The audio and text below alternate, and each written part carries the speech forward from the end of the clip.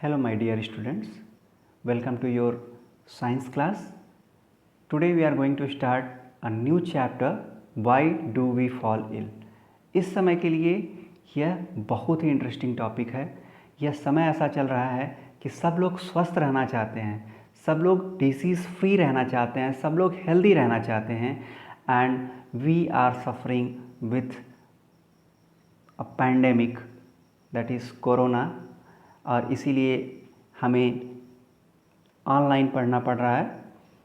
तो in this particular video we are going to have some introduction about health, disease, then factor achieve which are helpful in achieving good health, then what are the characteristics of a person who is having good health, then distinction between healthy and disease free, then disease and its causes, then types of diseases, and then we will see the causes of disease in detail. Then we will have some assignment.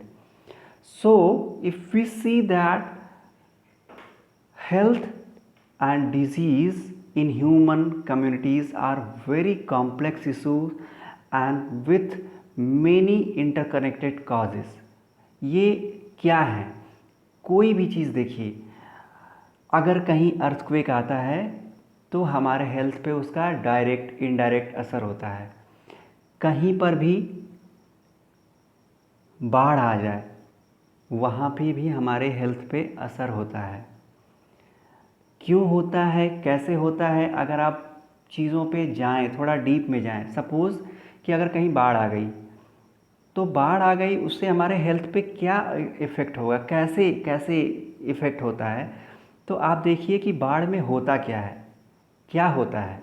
बाढ़ में अगर हो, किसी भी एक example को ले लीजिए कि अगर कहीं बाढ़ आ गई तो स्वाभाविक है कि जो वहाँ पे फसल होगा वो बर्बाद होगी, जो वहाँ पे जानवर होंगे, जो वहाँ के लोकेलिटी में कोई भी लिविंग ऑर्गेनिज्म होगा उस पर इफ़ेक्ट होगा।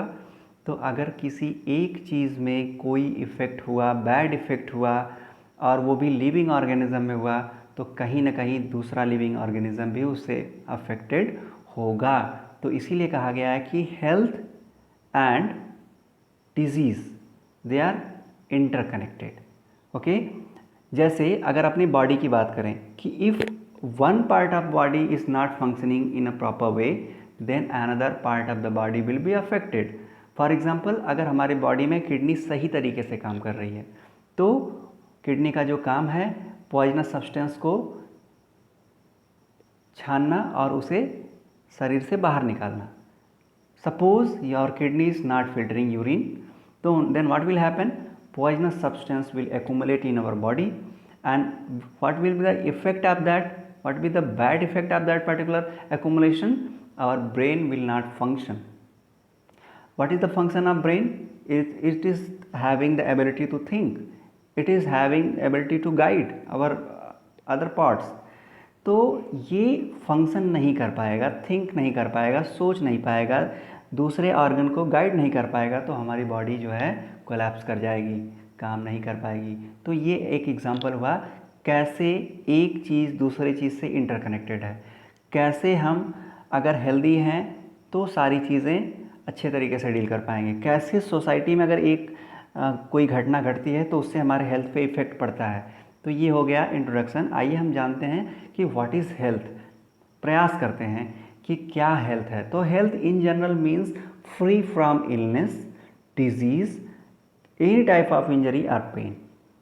अगर कोई आदमी किसी भी तरीके से कोई पेन नहीं है, दर्द नहीं है, उसको कोई बीमारी नहीं है, किसी भी तरीके की कोई समस्या नहीं है, तो वो हेल्दी माना जाएगा।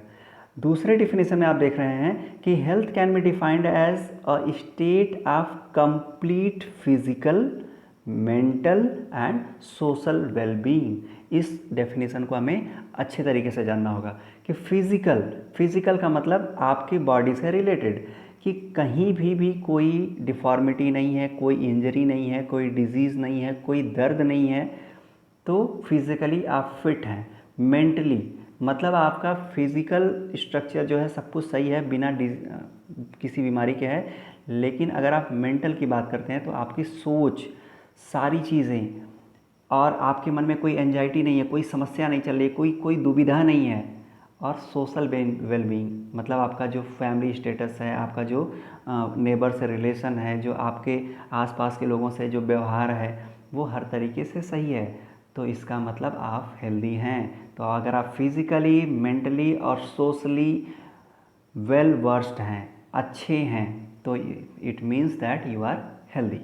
आइए आगे बढ़ते हैं। तो what are the major factor to achieve good health? तो सबसे पहली चीज़, जैसा खाओगे अन्न वैसा होगा मन। तो if you are taking balance diet means you are progressing towards good health. जैसा खाओगे वैसा बनोगे। तो अच्छे तरीके से बैलेंस डाइट, अगर अच्छे तरीके से आपके बॉडी में protein, carbohydrate, fat, minerals, water, ये सारी चीज़ें अगर जा रही हैं तो स्वाभाविक है कि आपके बॉडी की ग्रोथ सही तरीके से होगी। दूसरी चीज़ क्या है? Health hygiene.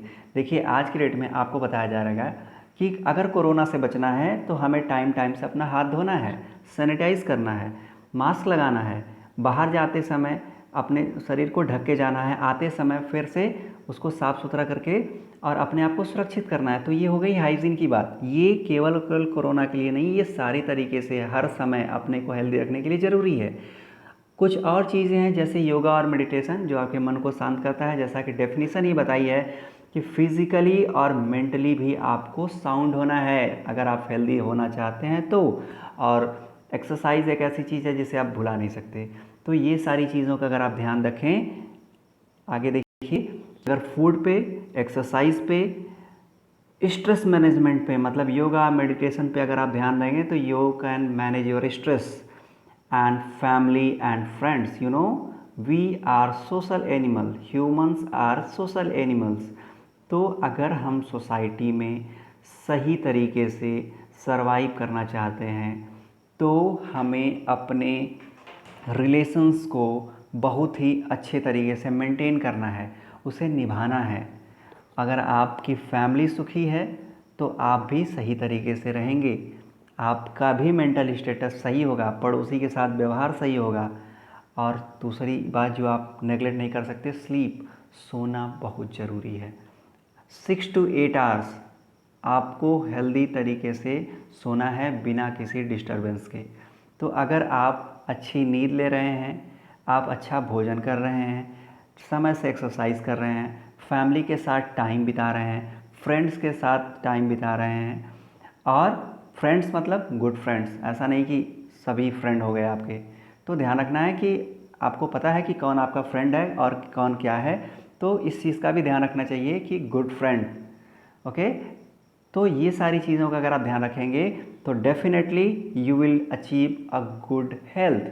तो अगर आपके पास गुड हेल्थ है तो क्या क्या होगा आपका पहचान क्या होगा? किसी भी आदमी के पास अगर गुड हेल्थ है तो क्या क्या परेशान है उसकी पहचान होगी? तो उसकी पहचान होगी कि free from sickness and diseases, free from unnecessary anxiety, किसी भी परेशानी से, दुविधा से, किसी भी तरीके का उसके मन में कोई दुविधा नहीं चलेगी, कोई स्ट्रेस नहीं होगा। Free from social and psychological tensions, किसी भी तरीके का कोई टेंशन नहीं होगा, कोई मनोवैज्ञानिक उसके ऊपर प्रेशर नहीं होगा। सेल्फ कॉन्फिडेंस, उसका खुद का विश्वास इतना अच्छा होगा कि जो भी काम करना चाहेगा अच्छे से करेगा। फीलिंग जॉय इन लिविंग, ऐसा नहीं होगा कि उसको सुसाइड करना है, ऐसा नहीं, उसके मन में होगा कि इस लाइफ को कितने अच्छे तरीके से जिया जाए, कितने सार्थक तरीके से जिया जाए। Ability to work efficiently and at its best, जितना अच्छे से हो सके वह अपने काम को करेगा, जितना तन्मयता से हो सके वह अपनी काम को करेगा। तो ये सब कुछ मेन कैरेक्टरिस्टिक्स हैं उस आदमी के, उस व्यक्ति के जो कि हेल्दी है। तो हेल्थ और उसका फेल्योर की, हेल्थ मैंने आपको बताया सबसे पहले कि हेल्थ क्या है? Mental, physical and social wellbeing. अगर आपके पास गुड हेल्थ है तो what will be the importance of that? Good physical and social environment, good economic condition, social equality and harmony. आपकी हेल्थ अच्छी है तो आप जहाँ भी रहेंगे अपने बॉडी को भी मेंटेन करेंगे, अपने सोशल रिलेशन को भी मेंटेन करेंगे, जहाँ भी रहेंगे हेल्दी इन्वायरमेंट बना के रहेंगे। अगर आपकी बॉडी और आपकी सोसाइटी सब कुछ हेल्दी इन्वायरमेंट में है तो आपकी इकोनॉमिक कंडीशन भी अच्छी होगी, धीरे धीरे आप ग्रो करेंगे और सोसाइटी में आपको एक अच्छा स्थान मिलेगा जहाँ कि आप फुल फ्लेज लाइफ जी सकेंगे। तो लोग कहते हैं कि if a person is healthy he will be disease free. It is not like that, these two are different things. Somewhere there can be matching with each other, but here are few things that you can judge what is healthy and what is disease free. So what is healthy? It is a state of physical, mental and social well-being. और disease के case में देखिए, it is a state of absence from disease. अगर आदमी healthy है तो वो mentally भी साउंड होगा, सोशली भी साउंड होगा और फिजिकली भी अच्छा होगा। लेकिन अगर कोई डिजीज़ फ्री है तो हो सकता है कि उसके पास डिजीज़ नहीं है लेकिन उसका जो सोशल स्ट्रक्चर है, सोशल रेस्पेक्ट है उसके पास नहीं है। हो सकता है उसके मन में कुछ एंजाइटी हो, उसके पास कोई बीमारी डिजीज़ नहीं है लेकिन मेंटली हो सकता है कि वो स्ट्रेस हो। तो ये पहला डेफिनेशन आप देखिए। दूसरा क्या है हेल्दी में? देखिए, it refers to the individual physical and social environment. Individual का फिजिकल और सोशल इन्वायरमेंट सब चीज़ों को लेके चलता है, लेकिन दूसरे को देखिए, it refers only the individual, मतलब उसके फिजिकली चीज़ों को क्या है कि उसके बॉडी के अंदर क्या चल रहा है उस चीज़ पे लेके चलते हैं। The individual had good health, the individual may have good health or poor health. अगर डिजीज़ आदमी है तो उसकी हेल्थ जो हो सकती है अच्छी भी हो सकती है, बुरी भी हो सकती है, लेकिन कोई गारंटी नहीं कि उसकी हेल्थ अच्छी ही होगी। लेकिन अगर कोई आदमी हेल्दी है तो उसकी हेल्थ जो है वो अच्छी ही होगी। हेल्थ को आप बोल सकते हैं कि ये ब्रॉडर पर्सपेक्टिव है, डिजीज़ को आप ले लीजिए तो ये एक छोटा सा एरिया है। तो ये हो गया हेल्दी एंड डिजीज़ फ्री। तो अब बात करते हैं कि डिजीज़ होती क्यों है। तो डिजीज़ को अगर आप ब्रेक करें तो डिजीज़ को अगर आप ब्रेक करके देखेंगे तो disturbed ease, if your ease is disturb, अगर आपके आराम में कोई बाधा आ गई, आपके जो अच्छे तरीके से लाइफ जीने में कहीं कोई बाधा आ गई, मीन्स यू आर डिजीज्ड। और डिजीज से बचेंगे कैसे? अपने ईज को फिर से बैलेंस करना है, उसको सही करना है, तो आप डिजीज से बच जाएंगे। तो फिर से डेफिनेशन में देखते हैं क्या है। When a person is affected by a disease either the normal functioning or the appearance of one or more system of the body changes for the worse, बुरे कंडीशन में चला जाता है। कि अगर कोई बॉडी डिजीज़ फ्री है तो उसका फंक्शन जो होगा वो नॉर्मल होगा, लेकिन अगर कोई डिजीज़ आती है तो उसका जो फंक्शन होगा वो बुरे तरीके से अफेक्ट होगा। कैसे पता करेंगे कि if this person is having disease? तो we will go for the symptoms. The physician looks for the symptom in that particular patient and then he justified which kind of disease the person is having. So based on the symptoms the doctor is able to distinguish what kind of disease is that, he is able to confirm that. तो what are the major types of diseases? तो इसके बहुत सारे classification हैं। कुछ classification को हम देखेंगे कि सबसे पहले अगर देखें कि बीमारी कितने समय तक रहती है, ड्यूरेशन। तो ड्यूरेशन के हिसाब से हम बीमारी को दो तरीके से बांट सकते हैं, एक्यूट और क्रोनिक। दूसरा कौन सा डेफिनेशन है? बेस्ड ऑन द कम्युनिकेशन, फैलती है कि नहीं, छूने से फैलती है कि नहीं। तो अगर छूने से फैलती है तो इन्फेक्शस है या कम्युनिकेबल डिजीज है। नॉन इन्फेक्शस है मतलब वो छूने से या पास रहने से या क्लोज कांटेक्ट में आने से नहीं फैलती है, तो वो नॉन कम्युनिकेबल डिजीज़ है। तो आइए थोड़ा डिटेल में देखते हैं कि acute diseases which last only for a short period of time and does not have long term effect on the health। तो जैसे खांसी, सर्दी, जुकाम, ये सारी चीज़ें अगर आप देखें तो ये एक्यूट डिजीज़ में होती है। इसकी एक छोटी सी साइकिल होती है, जैसे ही साइकिल कंप्लीट होती है आप सोच के देखिए कि जब आपको सर्दी होती है तो आप कितने दिन बीमार रहते हैं, 2 से 3 दिन, 4 दिन, 5 दिन। उसके अंदर आप वो फिर आप धीरे से रिकवर हो जाते हैं और फिर ऐसा नहीं होता कि आप बहुत दिन तक फील करते हैं कि I was suffering from the cold और जिसकी वजह से सिकनेस आ गई है, हमारी बॉडी एकदम काम नहीं कर रही है। आप कुछ दिन बाद, 1 हफ्ते बाद, 10 दिन बाद फिर से नॉर्मल हो जाते हैं और हो सकता है कि आपको पता भी ना चले कि आपको कफ या कोल्ड हुआ था। तो ये हो गई चीज़ें एक्यूट डिजीज़ की। दूसरी जो डिजीज़ है इसके अपोजिट है क्रोनिक डिजीज़ है, कि इसमें अगर आप देखें disease which last for a long time and has long term drastic effect on the health, बहुत ही बुरा प्रभाव रखती है। क्यों? क्योंकि ये बहुत दिन तक रहती है, बॉडी पूरे तरीके से वीक हो जाती है। डिजीज़ अगर मान लीजिए ख़त्म भी हो गई तो आप पूरी तरीके से अफेक्टेड रहेंगे। तो इसमें क्या क्या, एलिफेंटोसिस, इसको एलिफेंट फीट भी कहते हैं। ये एग्जांपल आपको तो पता होगा कि जो पैर होता है हाथी के पैर की तरह हो जाता है इंसानों का पैर। तो ये ऐसी बीमारी है, बहुत लंबे समय तक रहती है। वुचरेरिया जो है उसकी वजह से ये होता है।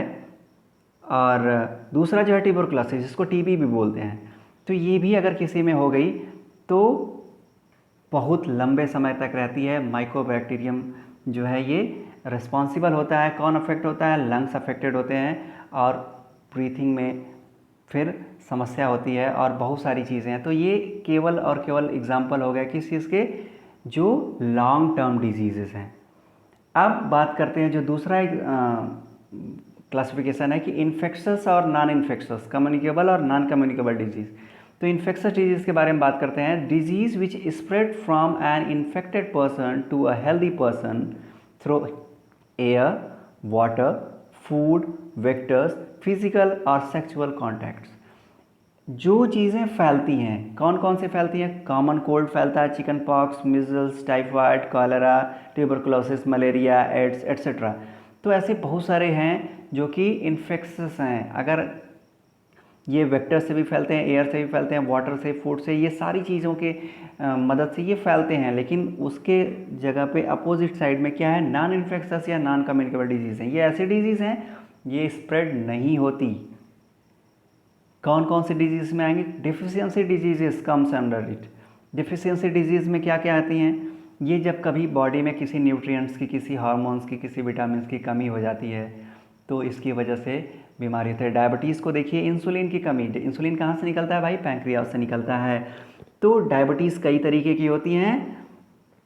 तो डायबिटीज़ जो है वो किसी डायबिटिक पर्सन को आप टच करेंगे या उसके पास जाएंगे या उससे बातचीत करेंगे या उसका जूठा खा लेंगे तो आपको डायबिटीज़ नहीं होगी। अगर किसी को स्कर्वी हुई है, कि स्कर्वी क्यों होती है? विटामिन सी के कारण होती है। अगर स्कर्वी हुई है उसके पास आप बैठते हैं तो आपको स्कर्वी नहीं होगी।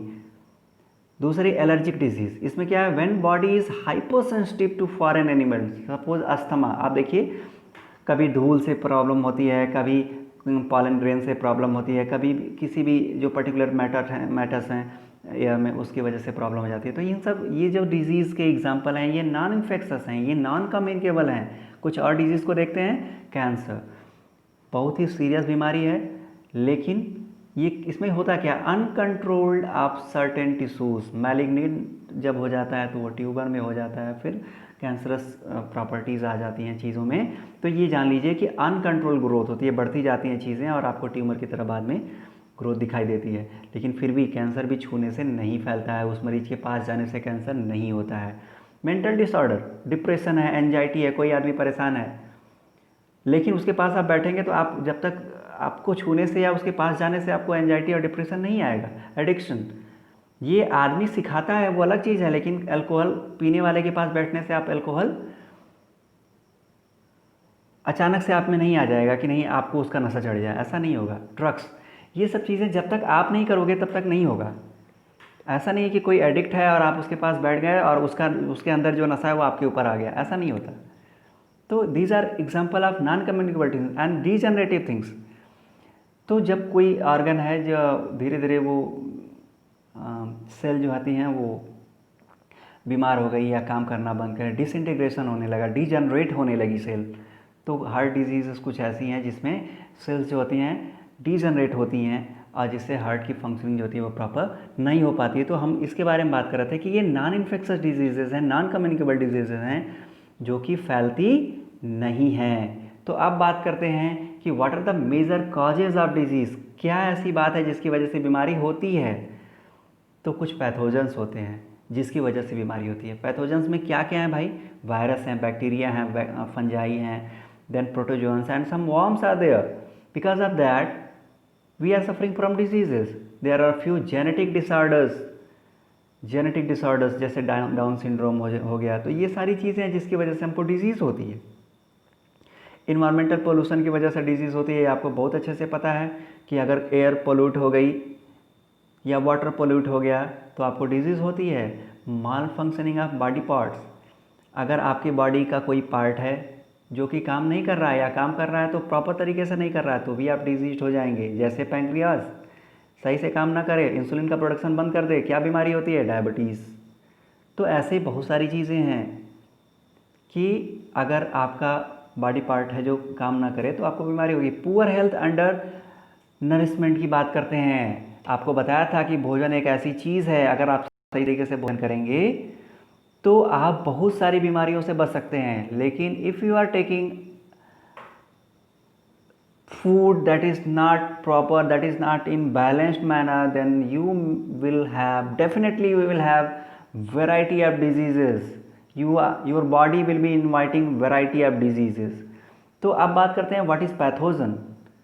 Pathogen are the organism which causes disease. जैसे एग्जाम्पल में आपने देखा बैक्टीरिया है, वायरस है, वॉर्म्स हैं, फंगस हैं, तो दीज आर प्रोटोजोन्स। तो ये सारे पैथोजेंस हो गए जो कि जिनमें टेंडेंसी है कि ये आपको डिजीज फैला सकते हैं, बीमारी फैला सकते हैं। और वेक्टर क्या होते हैं भाई, vectors are organism which spread the diseases, जो कि डिजीज़ को स्प्रेड करते हैं एक जगह से दूसरे जगह। जैसे मलेरिया होता है, हमको किसी एक आदमी को मलेरिया हुआ है, उसको किसने, फीमेल एनाफिलीज ने काट लिया। फीमेल एनाफिलीज के अंदर उस मलेरिया पेशेंट का ब्लड गया, उसके अंदर कौन सा, प्लाज्मोडियम उसके ब्लड में है जो कि पैरासाइट है। वेक्टर कौन बन गया, मॉस्किटो बन गई, फीमेल एनाफिलीज बन गई। क्यों लेती है भाई, फीमेल एनाफिलीज हमारे ब्लड को इसलिए लेती है कि वो जो है मैच्योर एग दे सके, अच्छे अंडे दे सके और अपने पॉपुलेशन को बढ़ा सके। वो तो अपने फ़ायदे के लिए लेती है लेकिन हमारा नुकसान कर जाती है, तो वो वेक्टर बन गई। तो ऐसे आप देखेंगे कि हाउस फ्लाइज भी बहुत सारी बीमारियों के वेक्टर होते हैं। आगे बढ़ते हैं तो इन्फेक्शस एजेंट में आपने देखा वायरस। आप देखिए जो सामने आपके दिख रहा है स्क्रीन पे, ये कौन है, आप अच्छे से पहचान रहे हैं। इससे पूरी दुनिया जो है इस समय त्रस्त है। आप पहचानने का प्रयास करिएगा, अगर आपको समझ में आएगा तो बताइएगा भी कि एक कौन सा वायरस है जो आप देख रहे हैं। दूसरा बैक्टीरिया, कुछ ऐसे बैक्टीरिया होते हैं जो कि राउंड होते हैं, कुछ ऐसे होते हैं जो कि रॉड शेप्ड होते हैं। तो जो आपको ये राउंड बैक्टीरिया ओवल शेप दिखाई दे रहे हैं, ये कौन से है, स्टेफिलोकोकस बैक्टीरिया है जिसकी वजह से आपको एक्नी होती है। अब फंजिकस है, फंगस, रिंग वॉर्म जो आपको दिख रहा है, ये राउंड राउंड हो जाता है हमारे हाथ पे, पैर पे या पूरे बॉडी में कहीं भी हो जाता है। तो ये फंगस की वजह से हुआ। ये सब एजेंट हैं जिसकी वजह से हमें बीमारी होती है। प्रोटोजोन्स, लिस्मानिया, तो ये जिसकी वजह से काला आजार होता है। और ये कौन, हम किसके बारे में बात कर रहे हैं, ये हम लोग एजेंट के बारे में बात कर रहे हैं। ये जो बीमारी फैलाते हैं, वॉर्म्स, ये स्कैरिस, तो ये सारी चीज़ें ये रिस्पॉन्सिबल हैं हमें बीमारी देने के लिए। तो आइए बात देखते हैं इस चार्ट के माध्यम से कि वायरस से होने वाले कौन कौन से डिजीज़ हैं। Common cold, influenza, measles, mumps, chicken pox, AIDS, hepatitis B and corona. कैसे भूल सकते हैं इसे, ये तो पेंडेमिक हो चुका है। तो दूसरा जो है बैक्टीरिया है, बैक्टीरिया की वजह से कॉलेरा होता है, टाइफाइड होता है, tuberculosis, tetanus, then anthrax, food poisoning. These all happens because of bacteria, and because of fungus there are variety of skin infection. You know, sometimes we are our body is giving huge amount of dead skins, and sometimes you are facing very worse condition of dandruff in your hairs. That is sometimes because of this fungal infection. Then protozoans, malaria, kala jar, this dysentery and sleeping sickness, ये protozoans की वजह से। और worms में intestine infection, elephantiasis जैसे मैंने आपको बोला फाइलेरिया, तो ये सब होता है किसकी वजह से? वॉर्म्स की वजह से। तो ये सारी चीज़ें ऐसी हैं जिसकी वजह से हमें बहुत सारी बीमारियां हुई हैं और होती हैं। तो अभी के लिए इस वीडियो में इतना ही रहने देते हैं, और एक बार आप अपनी बुक को ध्यान से पढ़ेंगे और बहुत सारी चीज़ें जो हैं आप क्लियर कर लेंगे। तो अब बढ़ते हैं असाइनमेंट की तरफ। तो आपको एज यूजुअल नोट्स बनाने हैं सही तरीके से, और आपको अपनी बुक में कुछ और डिजीज़ेस के नाम लिखने हैं कि कौन से और इन्फेक्शस और नॉन इन्फेक्शस डिजीज़ेस हैं, कौन से ऐसी डिजीज़ेस हैं कि जो लंबे समय तक चलती हैं, कौन सी ऐसी हैं जो कि जल्दी ही ख़त्म हो जाती हैं। तो that's all, and this is resource from where I have taken the material, and thank you. Jai Hind.